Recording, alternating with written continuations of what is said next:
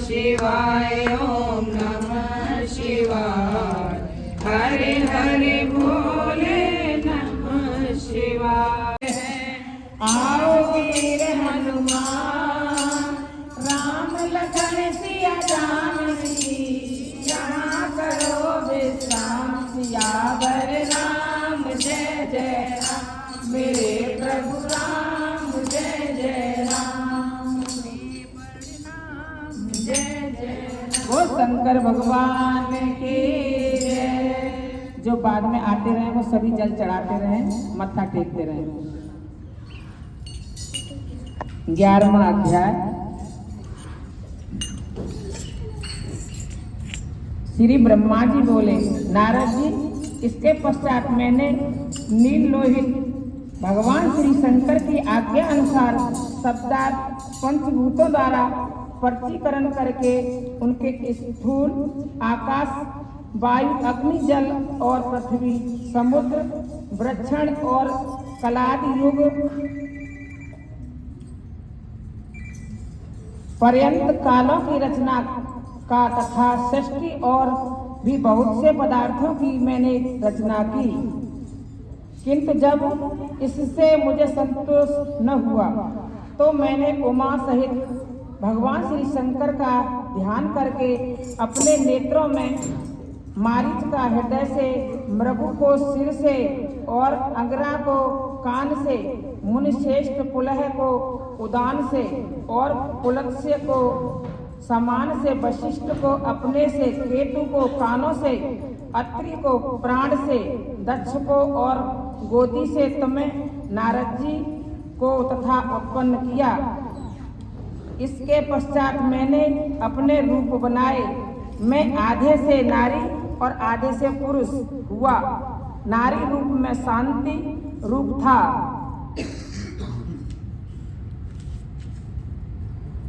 और स्वयं मनु था। उन दोनों का परस्पर विवाह हुआ।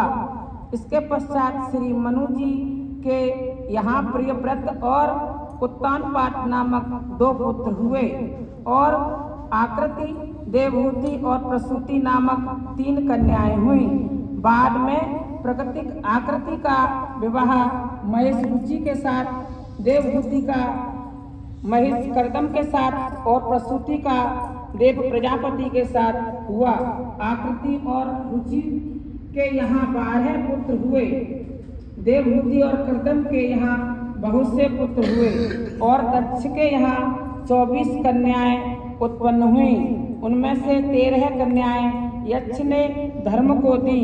उसके नाम यह हैं: श्रद्धा, लक्ष्मी, घृत्य, तृष्टि, पुष्टि, मेधा, क्रिया, बुद्धि, लज्जा, वसु, शांति, सिद्धि और कीर्ति। ये फिर उनसे छोटी 11 कन्याएं ख्याति, संभूत, स्मृति, प्रीत, क्षमर, सन्नति, अनसुपा, ऊर्जा, स्वाहा, स्वधा को क्रमशः भृगु, भव, मारीच, अंगरा, मुनि, पुलह, क्रतु, अत्र, वशिष्ठ, बहन और पितर के साथ ब्याही। उनकी संतान से समस्त त्रिलोकी भर गया।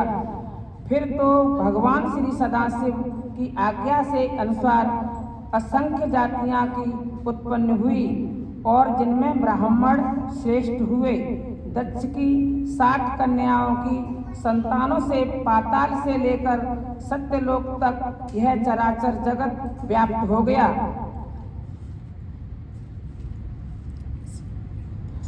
और रत्ती भर भी स्थान खाली न रहा।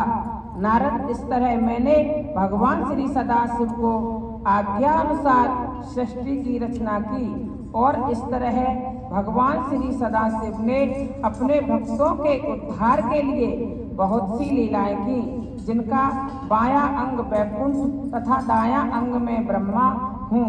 इस प्रकार में विष्णु और रुद्र यह 3 गुण प्रदान हुए। सत रज तम तीनों गुणों में प्रधान हूँ। इस तीनों गुणों से रजोगुण वाली सुरा देवी, सतोगुण वाली सती और तमोगुण वाली लक्ष्मी प्रकट हुई। सतीपद और शिवा उमा यह 3 रूप हैं। इनमें से सती के रूप में भगवान श्री शंकर के साथ ब्याही गई और पिता के यहाँ यज्ञ में अपने शरीर को त्याग कर अपने पद को प्राप्त हुई और फिर पार्वती होकर तप करके भगवान श्री शिव जी को प्राप्त किया। कालिका, चंडका, भद्र चामुंडा, विजया, जया, ज्योति, भद्रकाली, दुर्गा, भगवती, कामाख्या, कामदा, अम्बा, मडादी यह नाम श्री पार्वती जी के ही हैं। फिर तो तीनों देवियों और तीनों देवताओं ने मिलकर अनेक प्रकार की उत्तम सृष्टि की। समझ में आ रही है? 12वां अध्याय। श्री ब्रह्मा जी से यह कथा सुनकर श्री नारद जी अत्यंत प्रसन्न हुए। उनको नमस्कार करके विनय पूर्वक कहा, प्रभु आप मुझे ब्रह्मलोक, विष्णुलोक और शिवलोक का वृत्तांत सुनाइए। ब्रह्मा जी कहने लगे, हे नारद, मेरे लोक का नाम सत्यलोक है, जिसकी लंबाई 16 करोड़ योजन है। वहाँ पर रत्नों तथा मणियों के भरे हुए स्वर्ण मंदिर, उपवन हुए तालाब और सुगंधित पुष्पी वाली पुष्प वाटिकाएं हैं, जहाँ नाना प्रकार के पंछी भांति भांति की बोलियां बोलते हैं। भगवान विष्णु लक्ष्मी सहित अपने भक्तों को सुख देते हुए वहाँ निवास करते हैं और सदा सदैव भगवान सदाशिव के ध्यान में मग्न रहते हैं। हे नारद, अब मैं उस लोक का वर्णन करता हूँ जो स्वर्ण से भी ऊपर और चिताओं से भी मुक्त है। उनको स्वामी कार्तिक का लोक कहते हैं। उनका वर्ण 64 योजन है। शोक, मोह तथा माया से रहित हैं। वहाँ प्रत्येक स्थान पर आनंद ही आनंद है। वहाँ पर लोगों के घर रत्नों से भरे हुए हैं। वहाँ के स्वामी कार्तिक जी हैं, जिन्होंने तारकासुर का संहार किया है। वैसे वहाँ भगवान श्री शिव के पुत्र हैं, मगर स्वयं भी उस पद को प्राप्त हैं। षट्क्षर मंत्र का जाप करते हुए वह यहाँ पर भगवान सदाशिव में लीन रहते हैं। इस लोक के ऊपर शक्ति लोक है, जहाँ पर कि शक्ति रूपा जगत माता निवास करती हैं। उन्हीं जगत माता की शक्ति की कृपा से मैंने सृष्टि की रचना की है। सूर्य, चंद्र और इंद्रा सदा इन्हीं जगत माता के चरणों का ध्यान करते हैं। वह भगवान सदाशिव को अत्यंत प्रिय हैं। उनके अंशों से ब्रह्माणी और रमाक भी उत्पन्न हुई हैं। स्वाहा, सुधा, सिधा, विश्वा, इंद्राणी इत्यादि भी उन्हीं के अंश हैं। सत्य लोक अत्यंत आकर्षण और रमणीक स्थान है। उनके कपाट मणियों से बने हुए हैं। उनका विस्तार 28 करोड़ योजना है। वहाँ शक्ति और उनकी सहेलियां निवास करती हैं और शक्ति लोक के ऊपर शिवलोक है, जहाँ पर के मोह, चिंता, दुख आदि का नाम भी नहीं है। वह करोड़ों सूर्यों के समान प्रकाशमान है। यहाँ के घर मणियों से जड़े हुए हैं। अप्सराएं नृत्य करती हैं और स्थान स्थान पर बाग बगीचे और पुष्प वाटिकाएं हैं। भगवान श्री शिव के निवास स्थान के निकट उनके भक्तों के भी निवास स्थान हैं। जहाँ पर कि उनके पश्चात 50,000 सैनिक निवास करते हैं। वहाँ की पृथ्वी रत्नमयी है। उनका विस्तार 200 करोड़ योजन है। मध्य में एक बहुत बड़ा चिंताहरण मंदिर बना हुआ है, जिसको देखकर मनुष्य के मन में अपने आप भक्ति उत्पन्न होती है। वहाँ पर करोड़ों सूर्य एक साथ ही प्रकाशमान होते हैं। वहाँ की दीवारें हीरे से बनी हुई हैं। खंबे तथा किवाड़ भी मड़ियों के बने हुए हैं। उस मंदिर के भीतर एक दिव्य विमान पर भगवान श्री सदाशिव विराजमान हैं। उनके स्वरूप को मैं भगवान श्री विष्णु भी नहीं जान सके। वहाँ पर भगवान श्री विष्णु की एक शाला है, जिसका नाम धनुलोक है। उनके स्वामी आनंद केंद्र भगवान श्री कृष्णचंद्र जी महाराज हैं और राधिका रानी हैं, जो हर समय भगवान श्री कृष्णचंद्र की पूजा किया करते हैं। वो शंकर भगवान की ओम नमः शिवाय। हरे हरे बोले नमः शिवाय, नमः शिवाय, ओम नमः शिवाय। हरे हरे बोले नमः शिवाय, नमः शिवाय, ओम नमः शिवाय। हरे हरे बोले नमः शिवाय। जटाधराय शिव जटाधराय, हरे